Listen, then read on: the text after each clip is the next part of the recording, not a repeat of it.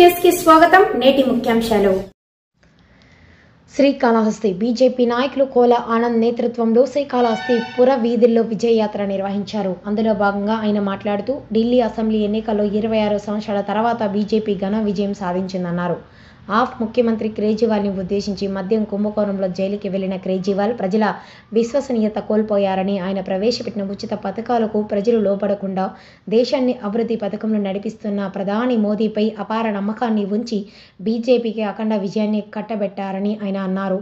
మోడీ నేతృత్వంలో double engine ప్రభుత్వం అద్భుతంగా పనిచేస్తుందని కొనియాడారు. పశ్చిమ బెంగాల్లోని మమతా బెనర్జీ ప్రభుత్వానికి, కేరళలోని కమ్యూనిస్ట్ ప్రభుత్వానికి ప్రజా వ్యతిరేక పవనాలు వీస్తున్నాయని, అక్కడ కూడా బీజేపీ ప్రభుత్వం అధికారంలోకి రాబోతుందని తెలిపారు. శ్రీకాళహస్తి బీజేపీ నాయకుడు కోల ఆనంద్ నేతృత్వంలో నిర్వహించిన విజయ యాత్రలో ఆయన చేసిన వ్యాఖ్యలు ప్రస్తుత రాజకీయ పరిణామాలను ప్రతిబింబిస్తాయని, ఢిల్లీ అసెంబ్లీ ఎన్నికల్లో బీజేపీ 26 సంవత్సరాల తర్వాత ఘన విజయం సాధించిందని ఆయన పేర్కొన్నారు. అయితే ఈ విజయానికి ప్రధాన కారణం ఆమ్ ఆద్మీ పార్టీ నాయకులపై ఉన్న ఆరోపణలు మరియు ప్రజల విశ్వసనీయత కోల్పోవడమేనని విశ్లేషకులు భావిస్తున్నారు. ఆప్ ముఖ్యమంత్రి అరవింద్ కేజ్రీవాల్, మాజీ ఉప ముఖ్యమంత్రి మనీష్ సిసోడియా, మాజీ మంత్రి సత్యేంద్ర జైన్లు ఢిల్లీ మద్యం విధానంలో అవకతవకల కేసులో ఆరోపణలు ఎదుర్కొంటున్నారని, ఈ ఆరోపణల నేపథ్యంలో వారు తమ నియోజకవర్గాల్లో బీజేపీ అభ్యర్థుల చేతిలో ఓడిపోయారు. కేజ్రీవాల్ న్యూఢిల్లీ నియోజకవర్గంలో, సిసోడియా జంగ్పూర్లో, జైన్ షకూర్ బస్తీలో పరాజయం పొందారు. కాగా ప్రధానమంత్రి నరేంద్ర మోడీ నేతృత్వంలో డబుల్ ఇంజిన్ ప్రభుత్వం దేశాన్ని అభివృద్ధి పథకంలో నడిపిస్తుందని కోల ఆనంద్ అభిప్రాయపడ్డారు.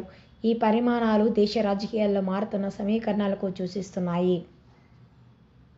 అదేవిధంగా పశ్చిమ బెంగాల్ మమతా బెనర్జీ ప్రభుత్వం, కేరళలో కమ్యూనిస్ట్ ప్రభుత్వం ప్రజా వ్యతిరేక పవనాలను ఎదుర్కొంటున్నాయని, త్వరలో అక్కడ కూడా బీజేపీ అధికారంలోకి రాబోతుందని ఆయన తెలిపారు.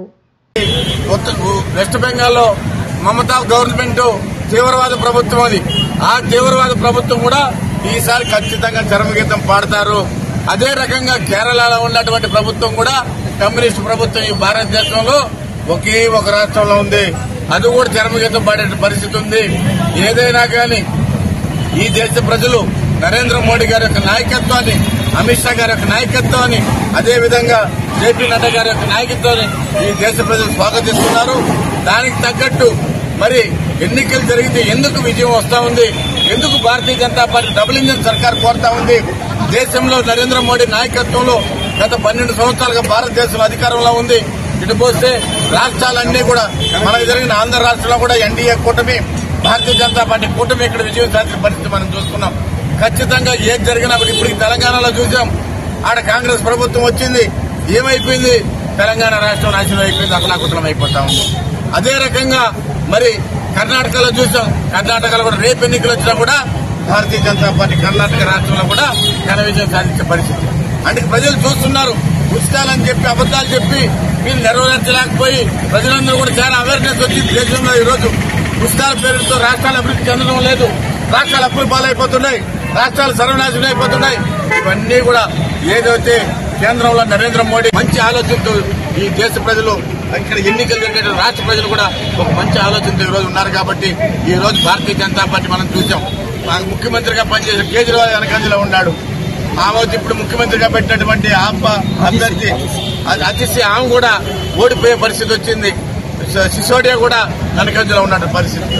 అంటే ఢిల్లీ ప్రజలు కూడా అద్భుతమైనటువంటి ప్రజలు అని తెలియదు. ఎందుకంటే వాళ్ళు ఈ దొంగలకు వేయకూడదు, ఈ యొక్క దుర్మార్గం చేయకూడదు, జైలుకి పోయినటువంటి నీచులకి మనం ఓటు వేయకూడదని చెప్పి నిర్ణయం తీసుకున్నారు.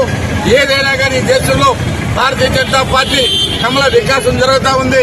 కమలం జెండా, కాషాయ జెండా రెపరెపలాడుతుంది. ఖచ్చితంగా ఈ దేశ అభివృద్ధి కోసం, ఈ దేశ బాగు కోసం అని చెప్పి తెలియజేసుకుంటూ భారత్